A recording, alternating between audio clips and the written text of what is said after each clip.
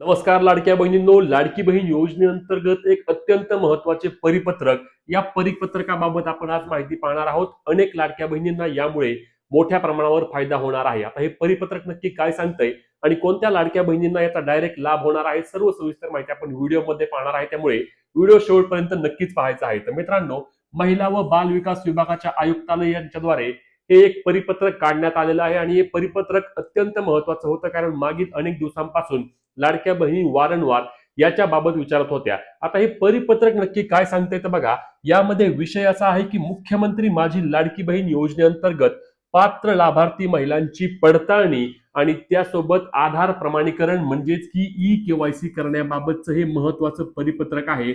आणि हे परिपत्रक आता पोहोच देखील झालेलं आहे. मग या परिपत्रकामध्ये नक्की सांगितलंय काय तर लक्षात घ्या, यामध्ये सर्वात महत्वाचा विषय आहे.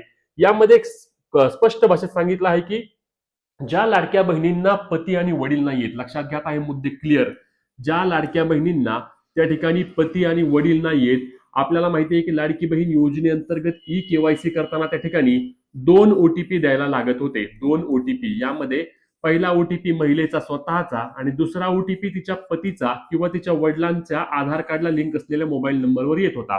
आणि यामध्ये अनेक लाडक्या बहिणींनी एकच विषय लावून धरला होता की आम्हाला पतीही नाहीत, वडीलही नाहीत, आमचे पती सोबत राहत नाहीत, आमचा घटस्फोट झालाय, आमच्या पती किंवा वडिलांचे निधन झालेलं आहे, अशा वेळी आम्ही काय करायचं. याबाबत आपल्या महिला व बाल विकास मंत्र्यांनी पत्रकार परिषद घेऊन स्पष्टपणे सांगितलं होतं की त्यांनी काय करायचंय आणि तेच हे परिपत्रक देखील सांगतं. यामध्ये बघा, एक स्पष्टपणे सांगितलं आहे की उपरोक्त विषयाच्या अनुषंगाने आपणास कळवण्यात येते की मुख्यमंत्री माझी लाडकी बहीण योजनेअंतर्गत ज्या पात्र लाभार्थ्यांकडे त्यांचे पती किंवा वडिलांचा मृत्यू झाल्यामुळे आधार क्रमांकावर ओटीपी प्राप्त होण्यास अडचण निर्माण झालेली आहे, अशा पात्र लाभार्थ्यांनी स्वतःची ई-केवायसी केल्यानंतर त्यांच्या पतीचा किंवा वडिलांचा अधिकृत मृत्यू प्रमाणपत्र किंवा घटस्फोट प्रमाणपत्र माननीय न्यायालयाचे आदेश याची सत्यप्रत संबंधित अंगणवाडी सेविका यांच्याकडे 31 डिसेंबरच्या आधी जमा करायची आहे. लक्षात घ्या, एक सर्वात महत्वाचा मुद्दा.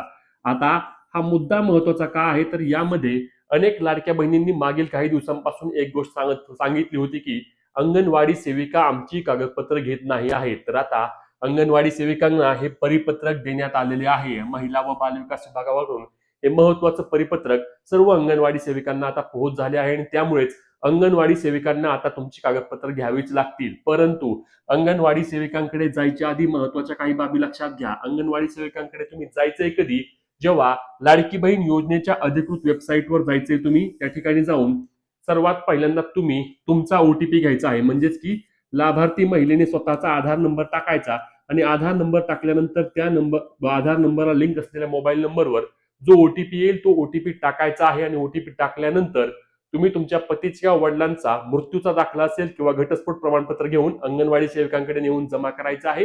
ते प्रमाणपत्र घेतील आणि प्रमाणपत्र पुढे महिला व बाल विकास विभागाकडे पाठवतील आणि अशा पद्धतीने तुमची ई-केवायसी प्रक्रिया 100% पूर्ण होणार आहे. त्यामध्ये तुम्हाला कोणतीही अडचण येणार नाही, असा हा महत्वाचा परिपत्रक आणि जी-आर आलेला आहे. त्यामुळेच आता तुम्ही अंगणवाडी सेविकांकडे जाऊन तुमचे कागदपत्र जमा करू शकता. यामध्ये तुम्हाला कोणत्याही प्रकारची अडचण येणार नाही. आता याच्या व्यतिरिक्त तुमचे कोणतेही प्रश्न असल्यास आम्हाला कमेंटमध्ये नक्की सांगा आणि ही महत्वाची व्हिडिओ शेअर करायला आणि अशाच कामाच्या माहिती आणि अपडेटसाठी पेजला फॉलो आणि चॅनलला सबस्क्राईब देखील करा. जय महाराष्ट्र.